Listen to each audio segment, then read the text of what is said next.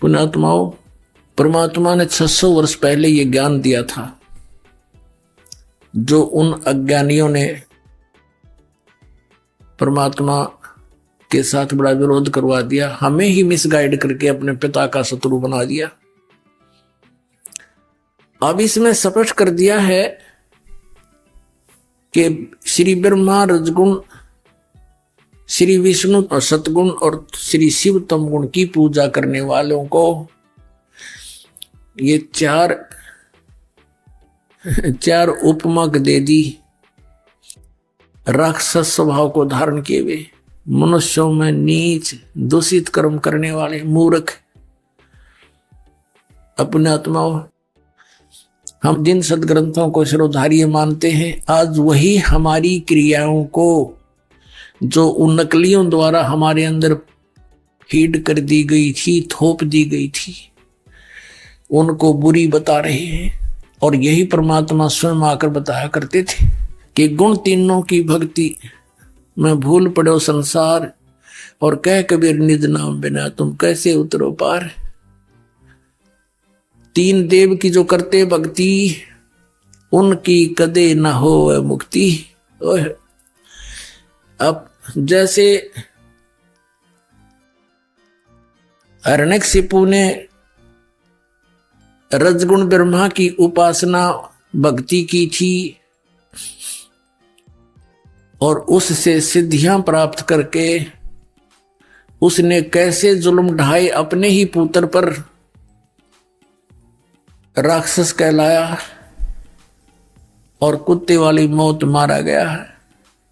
रजगुण उपासक श्री ब्रह्मा जी का उपासक हिरण्यकशिपु कहते हैं, हिरण्यकशिपु छाती तुड़वाई और ब्राह्मण बाणा कर्म कसाई। कहते हैं हिरण्यकशिपु छाती तुड़वाई और ब्राह्मण बाणा और कर्म कसाई। ब्राह्मण माने वो तो विद्वान, बताओ भगत, ब्राह्मण का अर्थ भक्त भी होता है। भक्ति करी बड़ा जबरदस्त और फिर ये कर्म करे, कर्म कसाई जैसे अपने पुत्र का भी दुश्मन हो गया, अपने आप भगवान बन बैठा। राक्षस स्वभाव को धारण किए हुए मनुष्यों में नीच दूषित कर्म करने वाले दुष्ट मूर्ख है। अब हिरण्यकशिपु ने एक छोटे से मासूम बालक को मारने के लिए कितने ओछे हथकंडे अपनाए अपने ही पुत्र को। तो बताओ, राक्षस में और दुष्ट में, मूर्ख में, दूषित कर्म करने वाले में और कौन सी कसर रही। भगवान शिव तमोगुण की भक्ति करता था कौन? रावण। और कैसा जुल्म किया, सूरवीर होकर के पराई स्त्री को उठावे, इस जितना दुष्ट कर्म कोई हो ही नहीं सकता। और फिर त्रिलोक की भगवान की पत्नी, जिनको मां की दृष्टि से देखा जाता है, उस माता को उठा लाया, सीता जी को, और उसको पत्नी बनाने की कुचेष्टा करता रहा। लेकिन वो अलग बात है, सफल नहीं हो सका, बाकी उसकी नीत गंदी थी। और ऐसी उपासना करता था भगवान शिव की, आज के तो कोई भक्ति कर नहीं सकता, ना कर सका। यहां से गर्दन काट के और अपनी बलि दे दी थी 10 बार। इतना ये भगवान वर्क दंड दे देते हैं, जैसा किया वैसा ही 10 बार इसको जीवन दे दिया। लेकिन मोक्ष नहीं, कर्म के दंड का बचाव नहीं। हिरण्यकशिपु ये तमोगुण शिव की भक्ति करता था कौन? भस्मागिरी एक तपस्वी था। भगवान शिव के द्वार के सामने, उनके महल के सामने, रेजिडेंस के सामने ऊपर को पैर करके नीचे को सिर करके खड़ा हो गया। 12 वर्ष तक खड़ा रहा। तब पार्वती ने कहा कि हे भगवान, आप तो समर्थ हैं, महादेवों के देव हैं, आप क्या नहीं कर सकते? क्या मांगता आपका पुजारी, इसको फ्री करो। अब भगवान शंकर जी ने कहा, तमोगुण शंकर ने, कि मांग भाई, क्या मांगता है भस्मागिरी? भस्मागिरी ने कहा कि प्रभु वचनबद्ध हो जाओ तब मांगूंगा, वैसे नहीं। भगवान ने सोचा कि मांगते हो, एक सिद्धि और मांग लेगा। कहने लगा भी ठीक। भगवान शंकर बोले भी ठीक है, मैं वचनबद्ध हो गया, मांगो क्या मांगता। खड़ा हो गया। क्या मांगा कि आपने जो ये कड़ा पहन रखा ये कड़ा दे दो। उस कड़े में क्या करामात थी, क्या विशेषता थी कि उस कड़े को किसी के सिर पर रखकर यूं कह दे भस्म तो वो जल जाता था सामने वाला। उसमें ऐसी सिद्धि शक्ति थी। और इस बात से परिचित था कौन? शिव का पुजारी भस्मागिरी। भगवान शिव ने वचनबद्ध हो गए थे, तुरंत अपना कड़ा निकाल कर दे दिया अगले पुत्र। भगवान शिव ने सोचा जंगल में रहता है, अपनी रक्षा के लिए मांगता होगा। अब जो ही भस्मागिरी के हाथ में आ गया कड़ा, वो भस्म कड़ा, अन्यों बोले ही बोले होशियार शंकर भगवान जिसकी पूजा करे था उससे का दुश्मन हो गया। और कहा कि अब तुझे मारूंगा, पार्वती को अपनी पत्नी बनाऊंगा। हा हा हा लगा हंसने। भगवान शंकर ने सोचा ही तो बस सचमुच त्योर बदल गया। इसने तो तेवर बदल लिए, सचमुच करेगा यूं तो काम। और यूं करे शंकर भगवान की तरफ। शंकर भगवान ने तो डांक ठोक दी, फुल स्पीड तो भाग लिया, मर गया भाई। अब पुण्यात्माओं, इनको अविनाशी कहा करते हम, और ये कथा रोज पढ़ा करते। अविनाशी तो कबीर भगवान थे, परमेश्वर कबीर देव, जुलाहा कबीर, दान कबीर। और उनको कहने लगे कि तुम्हें उबलते हुए कढ़ाई में तेल के, सरसों के तेल के कढ़ाई में तेरी परीक्षा लेंगे। परमात्मा बोला ले लो। परमात्मा बैठ के जाके और जो के त्यों रहे। और फिर एक झेरे कुएं में डाल दिया परमात्मा को। ऊपर से मिट्टी गोबर सब कुछ भर दिया, छड़े सैकड़ों फुट मिट्टी, हजारों टन मिट्टी ठोक दी। सेक्त की गया सिकंदर लोधी के पास के, कहा कि तेरे उस भगवान को हमने मार डाला और झेरे कुएं में ठोक दिया है। सिकंदर लोधी कहने लगे वो तो देखो कमरे में बैठे हैं। जाकर देखा कमरे में बैठे, पसीने आगे सब कहे ये तो ये बैठे हमको दबाए मिट्टी में। अविनाशी तो ये थे भाई, ये अविनाशी नहीं थे। ये आप कहने लग रहे हम अविनाशी नहीं है, हमारा जन्म मृत्यु होता है। तो ये लोक वेद सुना कर हमारे पूर्वजों का नाश कर दिया नकली संतों, ऋषियों, ऋषियों मंडलेशों, गुरुओं ने। अब इनसे बच्चों टाइम दिया पुण्यात्माओं, पाछे गई सो जान दो, बाकी बची रख लो। कुछ नहीं गया अभी तक। असंग जन्म और होने थे, ये पीछा छूट जाएगा।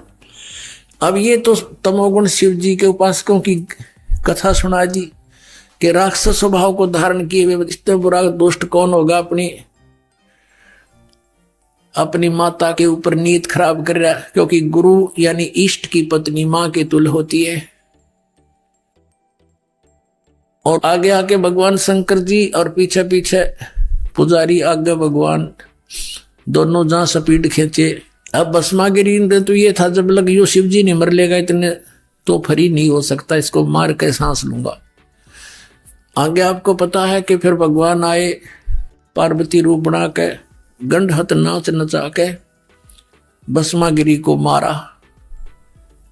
फिर श्री शिव जी के पास जाकर के उसका दिल डांटा कि मैंने भस्मागिरी को मार दिया है। अब वो भस्मागिरी फिर भस्मासुर कहलाया, राक्षस से।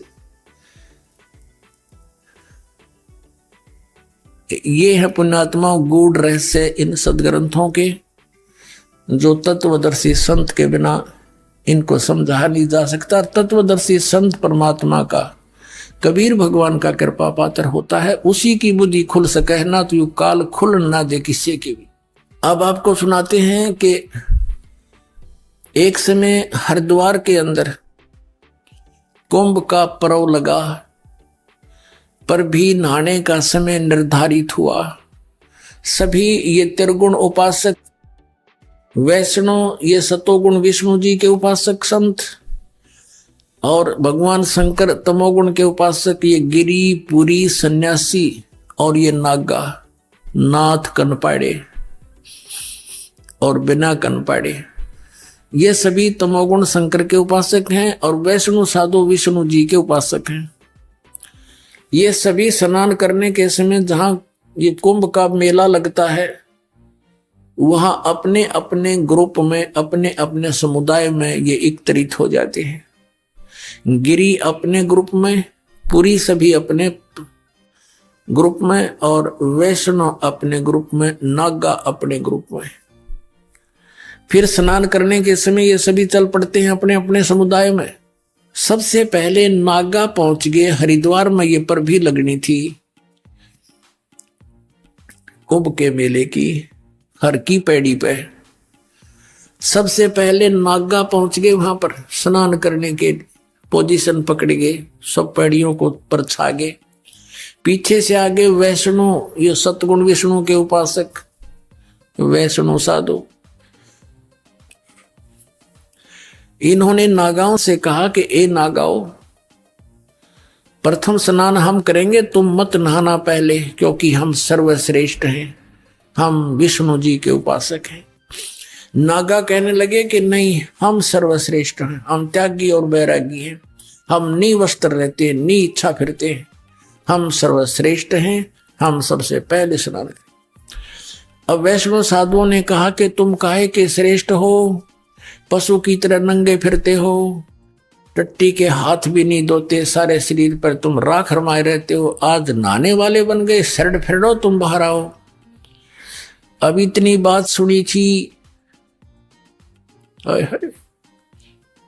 वो भगवान भी भूल गए, हर की पैड़ी याद रही नहीं, वह पर भी याद नहीं रही। आपस में लड़ मरे, कट गए, काट गए एक दूसरे को। 25,000 ये त्रिगुण उपासक आपस में लड़का मर गए, कत्लेआम हो गया, और गंगा के उस जल को लाल कर दिया रक्त से। अपने आत्मा परमात्मा ने बताया इनके बारे में, तीर तुपक तलवार कटारी, जमधड़ जोर बदावे हैं, हर पैड़ी हर हेत न जाण्या, वहां जा तेग चलावे, काटे शीस नहीं दिल करुणा, ये जग में साधक आवे हैं, जो जन इनके दर्शन को जावे, उनको भी नरक पठावे। परमात्मा कहते तुम इन महात्मा मानते थे, एक छोटी सी बात पर लड़ मेरे नान के ऊपर के बिजली पड़े थी, गंगा का पानी खत्म हुआ था। आम व्यक्ति भी स्नान कर रहे हो, एक पीछे से आजा भाई मैं भी नहा लूं, आजा भाई आजा, स्नान करने वाले जगह दे देते हैं। ये तो आम व्यक्ति से भी गिरे हुए इंसान, इनको महात्मा कहते हो तुम। परमात्मा ने कहा कट शीस नहीं दिल करुणा, इनके दिल में दया भी नहीं, और ये जग में साधक वावे, और जो जन इनके दर्शन को जावे, इन गुरु बना ले, उनको भी नरक पठावे। तो पुण्यात्माओं, इस प्रकार अपने सदग्रंथों को समझना आपके लिए अति आसान हो जाएगा। गुण तीनों की भक्ति में 600 वर्ष पहले भगवान ये कथा सुना के थे। ये पुण्यात्माओं, पहचान लो भगवान कौन है, कितना आसान है। जिन ग्रंथों को आज तक ये हमारे गुरु नहीं समझ सके, वो भगवान समझ समझ कर बता कर रख कर चले गए थे कि ये बहुत ये लिखा है इनके अंदर, और उस परमात्मा के पाने का मार्ग इसमें नहीं है। वेद हमारा भेद है, मैं ना वेदन के माही, जौन वेद से मैं मिलूं, ये वेद जानते नहीं। परमात्मा कबीर जी कहा करते, धर्मदास इन चारों वेदों में मेरी ही महिमा का गुणगान है, मेरे विषय में जानकारी है, लेकिन मैं इन वेदों में लिखी विधि से, वर्णित विधि से मेरी प्राप्ति नहीं हो सकती। और जिस वेद से यानी जिस ज्ञान से मैं मिलूं, ये वेद जानते नहीं। वो कौन सा वेद है? वो सूक्ष्म वेद है। सूक्ष्म वेद कौन सा है? गीता जी अध्याय नंबर 4 के श्लोक नंबर 32 में गीता ज्ञानदाता कहता कि अर्जुन, जो अध्याय नंबर 4 के श्लोक 25 से लेकर 31 तक जिन साधनाओं की जानकारी की है, उनके साधक अपनी साधनाओं को इसलिए कर रहे हैं कि वो उनको पापनाशक जानते हैं, लेकिन इस प्रकार की यथार्थ साधनाओं की जानकारी विस्तार के साथ ब्रह्मणे मुखे सच्चिदानंद घन ब्रह्म की वाणी में कहा गया है। अब यहां अनुवाद करताओं ने गीता जी अध्याय नंबर 4 के श्लोक नंबर 32 में अनर्थ कर दिया। ब्रह्मणे मुखे का अर्थ लिख दिया इन्होंने वेद की वाणी, और गीता जी अध्याय नंबर 17 के श्लोक नंबर 23 में ब्रह्मणे शब्द है। ओम तत् सत इति निर्देश है ब्रह्मणे त्रिवेद समर्थ है। वहां पर इन्होंने ठीक अनुवाद कर रखा है। ब्रह्मणे माने सच्चिदानंद घन ब्रह्म, यानी परम अक्षर ब्रह्म, वो पूर्ण परमात्मा के पाने का ओम तत्सत इति निर्देश है, नथिंग एल्स। निर्देशन माने फाइनल फैसला, डायरेक्शन, ऑर्डर एंड डायरेक्शन, ये निर्देश है।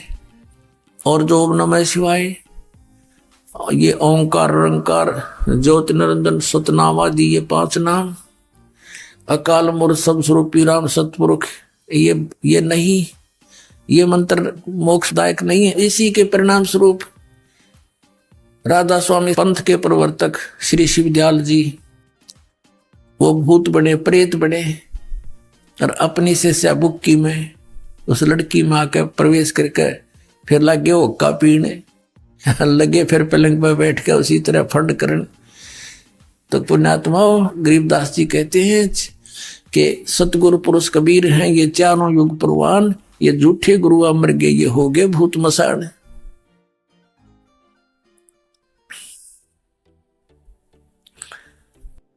अब सच्चिदानंद घन ब्रह्म की वाणी, ब्रह्म ने माने सच्चिदानंद घन ब्रह्म होना चाहिए। तो इस चौथे अध्याय के 32वें श्लोक में इन्होंने अनर्थ कर दिया। यहां लिखना था ब्रह्मणे मुखे, सच्चिदानंद घन ब्रह्म के मुख से निकले उस अमृत वचनों में, अमृत वाणी में, यानी सच्चिदानंद घन ब्रह्म के मुख से उच्चरित वाणी में, कबीर वाणी में, जिसको सुख संवेद और तत्व ज्ञान कहते हैं, विस्तार के साथ कहे गए हैं।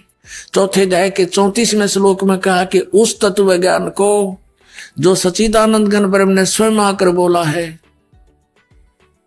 उसको तू गीता ज्ञानदाता कहता तत्वदर्शी संतों के पास जाकर समझ, और उनको दंडवत प्रणाम करने से, कपट छोड़कर उनसे प्रसन्न करने से वो तत्वदर्शी संत तुझे उस परमात्म तत्व का फिर ज्ञान करावेंगे।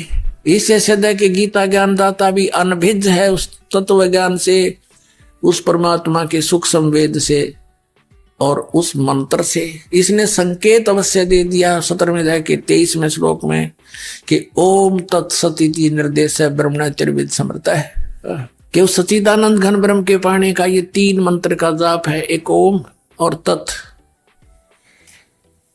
ये गुप्त है। गीता जी अध्याय नंबर 15 के श्लोक नंबर 16-17 में 3 पुरुष हैं, 3 प्रभु हैं, सरपुरुष और अक्षर पुरुष। सरपुरुष यो 21 ब्रह्मांड का स्वामी काल ब्रह्म है, अक्षर पुरुष यो 7 संग ब्रह्मांड का स्वामी है। और 17वें श्लोक में 15वें अध्याय गीता जी में कहा कि उत्तम पुरुष है तू अन्य परमात्मा इति उदाहरते। यह लोक धर्म अविश्य विवर्ती अवैश्वर है। उत्तम पुरुष श्रेष्ठ परमात्मा तो इन दोनों से भी अन्य ही है, सरपुरुष और अक्षर पुरुष से। तो तीसरा कौन है? वो परम अक्षर पुरुष। गीता जी अध्याय नंबर 8 के श्लोक नंबर 1 में अर्जुन ने पूछा कि हे प्रभु, आपने 7वें अध्याय के 29वें श्लोक में जिस तत्वब्रह्म की जानकारी दी है कि उसको वही व्यक्ति जो इस सारे जातन से परिचित है, उस तत्वब्रह्म से परिचित है, वो व्यक्ति केवल जरा और मरण से छूटने का ही प्रयत्न करता है। तो वो किम तत्वब्रह्म 7वें अध्याय के 8वें अध्याय के प्रथम मंत्र में पूछा, वो किम तत्वब्रह्म, वो तत्वब्रह्म क्या है? गीता ज्ञानदाता ने 8वें अध्याय के 3रे श्लोक में कहा वो परम अक्षर ब्रह्म है। एक सर ब्रह्म, एक अक्षर ब्रह्म, एक परम अक्षर ब्रह्म। एक सरपुरुष कहो उसको सर ब्रह्म कहो, ये 21 ब्रह्मांड का स्वामी है। अक्षर पुरुष कहो, अक्षर ब्रह्म कहो, ये केवल 7 संख ब्रह्मांड का स्वामी है। और परम अक्षर ब्रह्म कहो, परम अक्षर पुरुष कहो, ये असंख्य ब्रह्मांड का स्वामी, ओवरऑल कंट्रोलर, ये कबीर देव है, कबीर साहब है। तो यहां पर तीन पुरुष हैं 15वें अध्याय के 16 और 17 में। तीन परमात्मा सिद्ध हैं, प्रभु पुरुष, अक्षर पुरुष, सरपुरुष और परम अक्षर पुरुष। तो 17वें अध्याय के 23वें श्लोक में संकेत दिया है कि उस परम अक्षर ब्रह्म के पाने का, सच्चिदानंद घन ब्रह्म के पाने का, परम अक्षर ब्रह्म के पाने का, ये तीन मंत्र के जाप का निर्देश है। ओम तत्सत, नथिंग एल्स। त्रिविध समर्थ है, तीन ही प्रकार से इसका सिमरन होता है, वो ये दास बताएगा। ये कोड वर्ड है। ओम तो ब्रह्म का, सरपुरुष का है। तत् ये सांकेतिक का, ये अक्षर पुरुष का है। और सत्य भी सांकेतिक है, जिसको सार नाम कहते हैं, आदि नाम कहते हैं। ये सांकेतिक कोड वर्ड है। ये परम अक्षर ब्रह्म का है। ओम और यो तत्, ये दोनों मिलकर दो अक्षर का सतनाम बनता है। और तत्, ये सत जो है ये आदि नाम है, ये सार नाम है। अपने आत्माओं, एक तो ये कंसेप्ट क्लियर हो गया कि तीनों गुण, रजगुण ब्रह्मा, सतगुण विष्णु, तमगुण शिव जी, इनकी जो भक्ति करते हैं उनके विषय में श्रीमद् भगवद गीता अध्याय नंबर 7 में के उपमा दी है। अब 7वें अध्याय के 16 से लेकर 18 तक ये अपने विषय में बताता गीता ज्ञानदाता कि मेरी साधना भी 3 प्रकार के करते, 4 प्रकार के करते हैं, अर्थार्थी, आर्त, जिज्ञासु और ज्ञानी।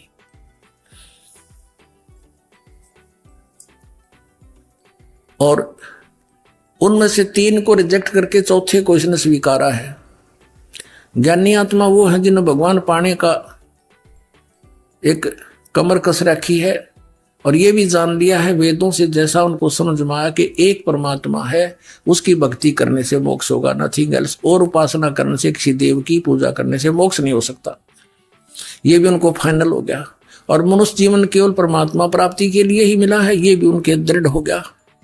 अब उन्होंने तत्वदर्शी संत मिला नहीं। वेदों में ओम मंत्र, ये ब्रह्म का है, काल का।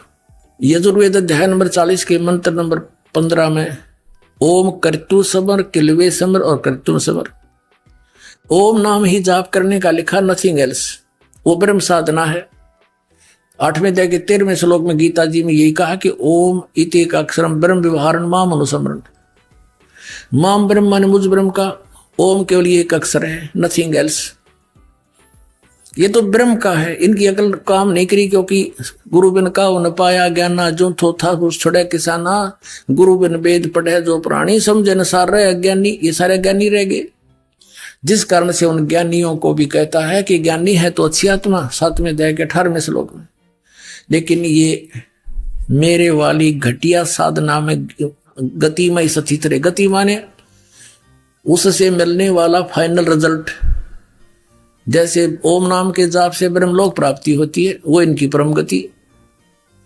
तो कहता है मेरे वाली अनुतम, क्योंकि वहां गए हुए प्राणी भी जन्म मृत्यु में। ये खुद कहता है 18वें अध्याय के 62वें श्लोक में, कर दूं तू सर्वभाव से उस परमेश्वर की शरण में जा, जिसकी कृपा से परम शांति और सनातन परम धाम को प्राप्त होगा। 15वें अध्याय के 4थे श्लोक में कहा कि तत्वदर्शी संत की प्राप्ति के उपरांत परमेश्वर के उस परम पद की खोज करनी चाहिए, जहां जाने के बाद साधक फिर लौटकर कभी संसार में नहीं आते। और ये अपने विषय में 4थे अध्याय के 5वें और 9वें श्लोक में, 2रे अध्याय के 12वें श्लोक में, 10वें अध्याय के 2रे श्लोक में गीता ज्ञानदाता कहता है, अर्जुन तेरे और मेरे बहुत जन्म हो चुके, तो नहीं जानता, मैं जानता हूं। तो यहां कहता है मेरी घटिया अनुतम घटिया साधना में लीन रहे, अच्छी आत्मा होते हुए भी। और यहाँ इन ज्ञानियों ने अनुतम का अर्थ अति उत्तम कर दिया कि भगवान अपनी साधना को घटिया थोड़ा कह सकता है। अरे यू भगवान थोड़ा है तो काल है। भगवान तो यू कह रहा है कोई और है जिससे परम शांति मिलेगी, उसका इनको ज्ञान नहीं था। तो अब ये तो हमें पता चला कि परम अक्षर ब्रह्म जो है वो समर्थ शक्ति है। उसको कैसे प्राप्ति हो, वो मोक्ष कैसे हो, वो कौन से प्रमाण है, कहाँ है।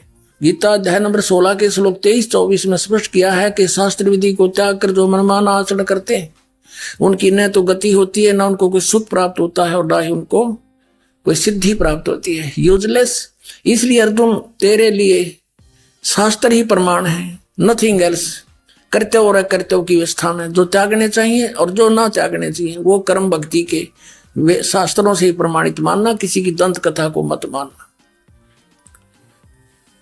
अब वो 3 मंत्र के जाप है, 2 अक्षर ओम और तत्, ये सतनाम बनता है, सतनाम ये 2 अक्षर का।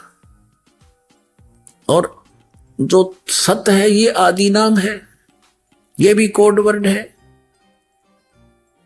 अब परमात्मा कहते हैं सो हम शब्द हम जग में लाए, सार शब्द हम गुप्त छुपाए। अपनात्मा इस दास ने भी सतनाम को तो बहुत बार सार्वजनिक कर दिया है, लेकिन सार नाम कहता वह भी ना लागड़ दे, और फिर सार शब्द। तो पुण्यात्मा अब मोक्ष होगा आपका, क्योंकि जो परमात्मा की शरण में यहां आ जाएंगे मोक्ष गारंटीड है। और यहां रहोगे इतने ठाठम ठाठ, ये सारे सुख देगा आपको जो आवश्यक होंगे, आपकी उम्र बढ़ाएगा, आपके रोग नाश करेगा, आपकी 101 पीढ़ी को पार करेगा परमात्मा। सत्कर बांध लेना।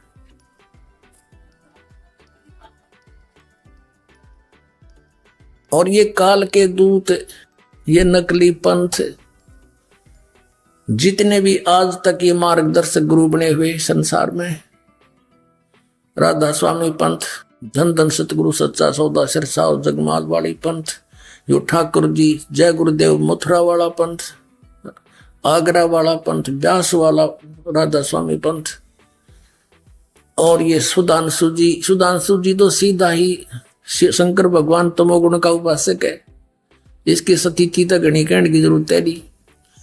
और आसाराम जी ये सारे मंत्र दे, हनुमान जी का न्यारा दे, और एवं नमः, ओम नमः शिवाय, ओम भगवते वासुदेव नमः, इसका तो मेरा योग की कहना चाहे है।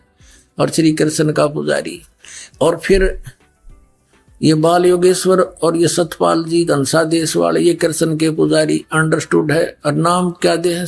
हंस, इनके पिताजी का नाम था हंसराज, ये हंस नाम दे हैं, जो राधा स्वामी वाले शिवदयाल की पूजा करने लगे। फिर ये क्या चतुरता करते हैं हंसा देश वाले कि हंस का उल्टा कर ले, स है लसोहम हो गया, हंस का उल्टा करके दिखाओ हो गया सोहम। और फिर कहते सोहम का 2 टुकड़ा में जाप करना है, सो बाहर हम अंदर, सो बाहर निकाले सांस गेल हम अंदर। बता, मोटरसाइकिल के 2 टुकड़े कर ले, अगला पहिया नो अगला पिछला पाछे ने, हर फिर नो कही भी सही का गाड़ी बन गई। भले पुरुषों बैठा दिया अपना भी और बैठा दिया, करोड़ों जीवों को बर्बाद कर दिया इन लोगों ने।